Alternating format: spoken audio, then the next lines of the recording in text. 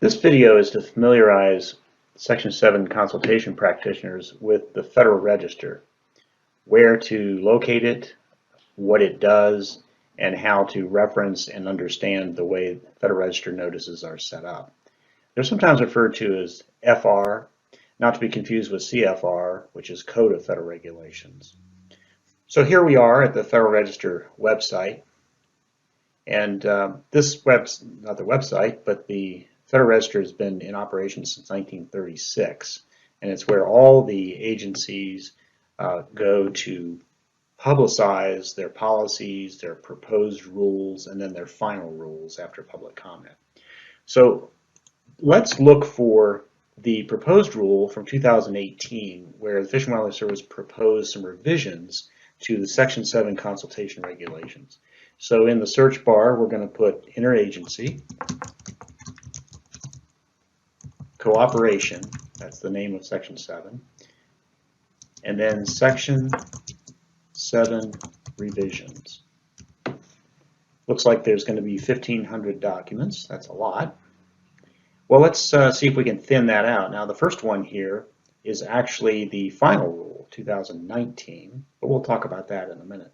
So we know we're looking for a proposed rule, so let's click that filter on. And then we also know we're dealing with the Fish and Wildlife Service, so let's see if that takes a few documents. It does. So let's go down through this list to see if we can find the proposed rule from 2018. Notice right at the beginning here, we've got 4D rules for various animals that have been published. Let's keep going down, see if we can find a lot of 4D rules. That's where the Fish and Wildlife Service has to put the notice. Let's see, on down. Oh, here we go. Endangered, Threatened Wildlife and Plants, Revision of Regulations, and this is from 2018. So this is the proposed rule. Let's open that up.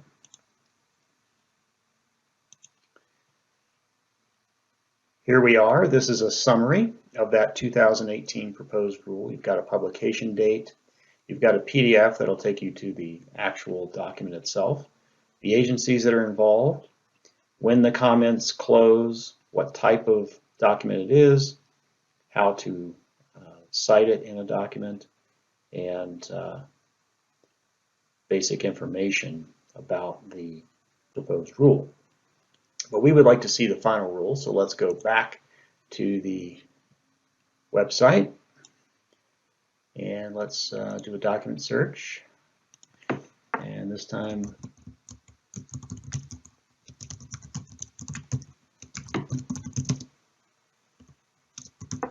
same search string, more documents this time. Let's hit enter. This will be a rule, and it'll be Fish and Wildlife Service. Oh, actually right there it is. We don't have to thin it anymore. So let's click on that. Go take a look at it, and you see a similar summary. Publication date, agencies, and then you have something that's kind of important for a final rule because it tells you when the effective date is, in this case September 26, 2019. And since this was a revision to the Code of Federal Regulations, which are regulations, they're law, we do have to have an effective date on this final rule. But let's take a look at the PDF, because this is the format that you are probably likely to see it if it's printed out. So familiarize yourself with it. So here it is. It's printed out in a 3-column form that is typical of the Federal Register notices. You've got along the top, you've got a page number. You've got the Federal Register, the volume number, the date, and the type of final rule that it is. Over here you've got the Department of Interior, Department of Commerce. Those are the two house the two agencies that put this revision together. You have the subject, what it's about, and then you have a summary, very short summary of basically what this final rule does, and then you move right into background. Now, this was a pretty extensive revision, so the background is actually fairly extensive, as you can see, but this will give you just a basic idea of what was done in this final rule, and several pages of that background. Like I say, this was an extensive change. As you walk through this background, then you come to summary of comments and recommendations. Now, from here, this is where all the comments that we got from the public, this is where we address those comments. In other words, take for example this one where you've got the definitions, and these are arranged in the order that they would occur in the Code of Federal Regulations. In other words, 40202 is the first section, and that's the first section we talk about here if we made any changes there. So in this case, we talk about the definition of destruction or adverse mod. We talk about how we revised it. And then we talk about the comments. So here we would talk about a comment that we got, and then we would give our response.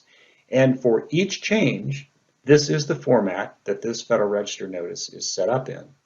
Now, in the case of this revision, like I say, it was extensive. So you've got probably 35 pages of this information where we talk about what the comments we got from the public and how we address them.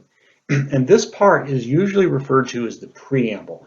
And the preamble is very important for a practitioner because let's say you go to the Code of Federal Regulations and you see a term that doesn't have a regulatory definition and you're curious, well, what does this term mean? You can go to the preamble and you can quite often find information about what was meant by that word. So the authors of this final rule, usually a team of writers, will talk about each one of those changes and say, here's what this word means, here's the context of it, here's what it doesn't mean. And this is very important information if you're looking for additional context for the regulations.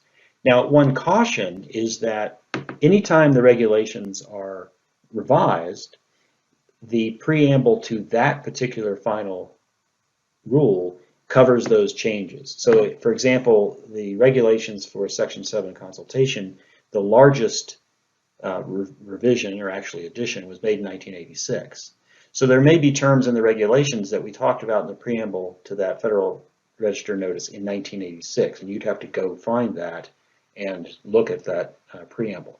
Likewise, we made some changes to the incidental take statements in 2015, so you'd have to go to the 2015 final notice to look at the preamble for information on that.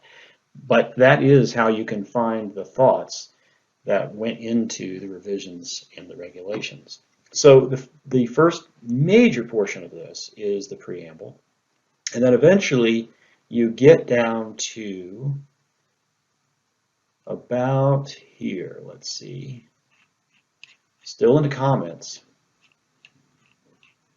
And then we get to,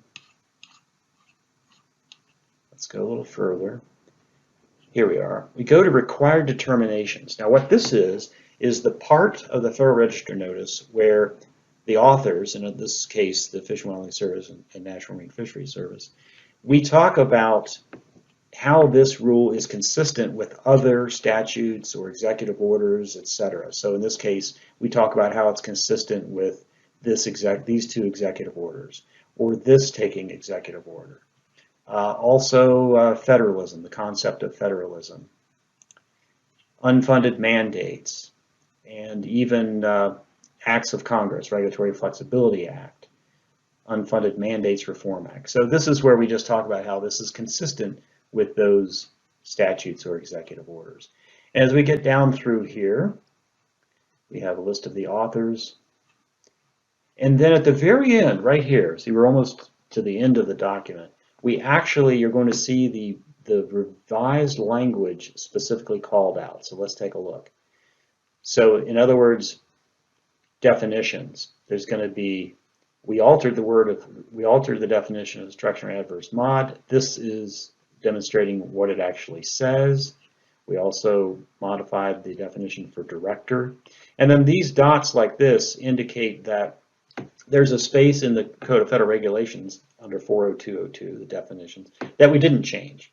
So the parts that aren't changed are basically represented by these dots, and then the next change is where we alter the definition of effects of the action. So these are organized also the same way the comments are earlier. In other words, they're in order of the Code of Federal Regulations, 40202. And then if we go down, go to the next column, the next changes are at 40213. Here's the changes. Likewise, the next change was all the way down to 40216. So that's the way it's organized, so that you can easily go from the Code of Federal Regulations over to this final notice and see what the revisions were. And so it goes all the way through. But you can tell there's not a lot, right? So 40217 is the last one. And so the last 2 or 3 pages are the actual changes. But the meat of the Federal Register notice and the value to the consultation practitioner is in that preamble. That preamble that describes and explains the rationale behind the words that were used or the phrases that were used in the actual Code of Federal Regulations. So that's a quick trip through the Federal Register notice, how it's set up, how it's organized, and how it can be valuable to the practitioner.